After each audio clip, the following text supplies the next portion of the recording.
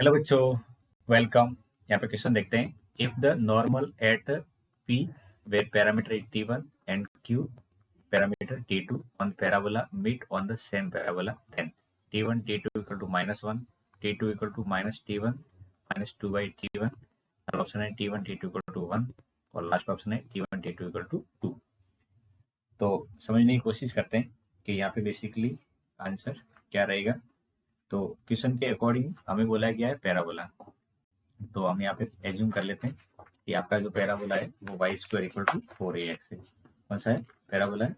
Y square equal to 4ax। ठीक है, तो लेट पैराबोला है ये Y square equal to 4ax है। अब इसमें पॉइंट है जिसका पैरामीटर t1 है, तो ये हो जाएगा a t1 स्क्वायर और 2a t1, और दूसरा पॉइंट है उसका पैरामीटर t2 माने तो a t2 स्क्वायर और 2a t2 है। अब बोला गया है कि जो पैराबोला की कंडीशन है जिसमें ये पी पॉइंट है, इस पे जो नॉर्मल ड्रॉ की जा रही है, क्या कर रहे हैं? नॉर्मल ड्रॉ कर रहे हैं। तो वो नॉर्मल आगे जाके पैराबोला को मीट कर रही है। If the normal at point t1 and q t2 on parabola meet on the same parabola, तो इन दोनों पे जो नॉर्मल ड्रॉ की गई है सपोज करिए, और एक दूसरा पॉइंट है q।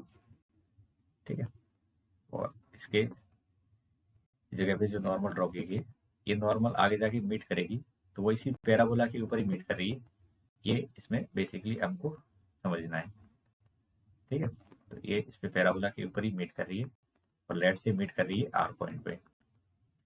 Late normal meet at point R, और आर पॉइंट के कोऑर्डिनेट को मैं t3 से लिख रहा हूँ, तो 8t3 स्क्वायर और 2a t3।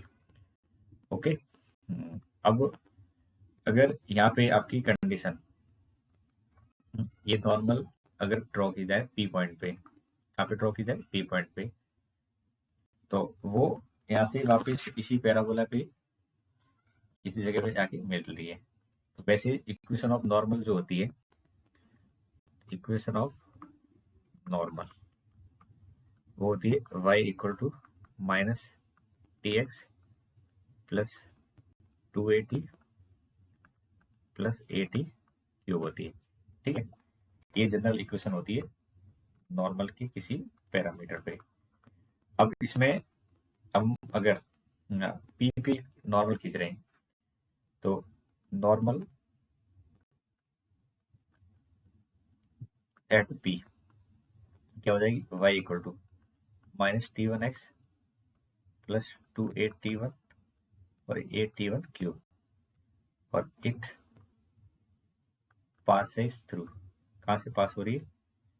पास हो रही है आपकी आर पॉइंट से, तो आर के कोऑर्डिनेट इसमें सेटिस्फाई होंगे। तो आर के कोऑर्डिनेट यहाँ पे रख रहा हूँ, तो 2a t3 equal to minus t1 और a t1 की पावर, सर ये हो जाएगा a t3 का square plus 2a t1 plus a t1 cube. जब इसको आप सॉल्व करोगे तो आपके पास जो कंडीशन निकल के आएगी बच्चों, वो यही आएगी कि t3 इक्वल टू, कैसे रहेगा? क्या लिख रहा हूँ? t3 equal to t1 minus 2 by t1। सबसे इंपॉर्टेंट लाइन यही है कि नॉर्मल इक्वेशन लिख दी और उसमें आर के कोऑर्डिनेट सेटिस्फाई कर दिया, तो t3 इक्वल टू क्या निकल के आया? Minus t1 minus 2 by t1। अब सिमिलरली, ठीक है, अगर दूसरी वाली बात करते हैं, सिमिलरली ये क्यू पे जो नॉर्मल है वो बनाई होगी similarly normal at Q meet at R. तो यहाँ से ये t3 कंडीशन जो निकल के आएगी वो t2 पैरामीटर के अनुसार आएगी, माइनस t2 और 2 बाई t2। ओके, ये दो इक्वेशन समझ में आ गई। अब इन दोनों के अंदर आप देखोगे तो t3 ही है, दोनों के अंदर क्या है? t3 है आपका, है कि नहीं? तो कंपेयर इक्वेशन 1 एंड 2।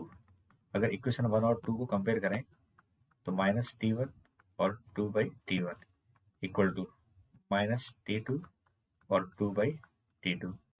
यहाँ से माइनस तो कट जाएगा, घटेगा नहीं घटेगा, तो यहाँ से T1 स्क्वायर प्लस 2 और अपॉन में T1, और यहाँ से T2 स्क्वायर प्लस 2 और अपॉन में T2। अब इसको आप सिमिलरली अगर सॉल्व करोगे, ठीक है, तो एक तो तरीका है कि आप इसमें एलसीएम मेथड से भी सॉल्व कर सकते हो। तो अगर एलसीएम मेथड से सॉल्व करना चाहें तो पहले ऐसे कर लो, माइनस साइन तो हट गया, ये देगा T1 माइनस T2, और इधर राइट साइड में देखेंगे तो 2T2 माइनस 2T1, ये T1 माइनस T2 है, और यहाँ से 2 कॉमन ले लेंगे तो T1 माइनस T2 और T1 T2 ये दोनों कट जाएंगे, और यहाँ से आपको कंडीशन मिलेगी T1 T2 इक्वल टू 2। क्या मिलेगा? T1 T2 इक्वल टू 2, और वही आपको फोर्थ ऑप्शन में नजर आ रहा होगा। यही हमारा आंसर है फाइनली।